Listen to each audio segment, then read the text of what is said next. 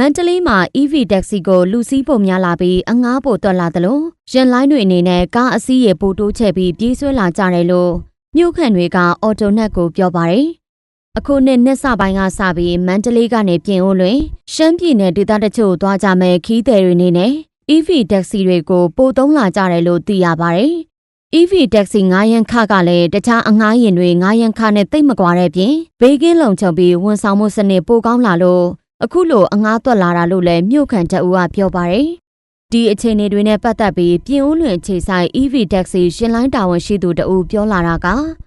ကျွန်တော်တို့ဂိတ်က8လပိုင်း3ရက်8လပိုင်းဒီစားပြီးပြင်ဦးလွင်မှာစပြီးအခြေဆိုင်စဆွဲတော့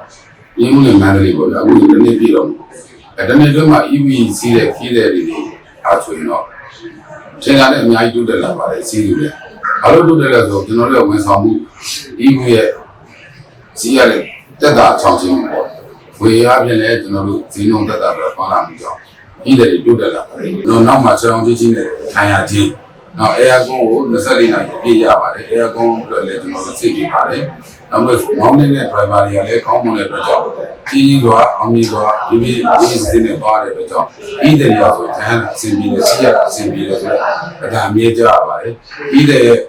ခုနပြောလို့မကောင်းမှုဆိုတဲ့ complaint တခုမှမတက်ပါဘူးကျွန်တော်တို့ EV ကစီကားတဲ့ခါတော့အများကြီးတက်တာစီးတဲ့အတွက်ကြောင့်ဘူးဆိုရင်တော့ပို့ပြီးတော့တိုးတက်လာပါတယ်စီးတဲ့ခီးတဲ့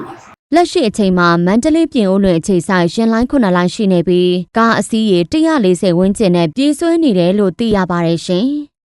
။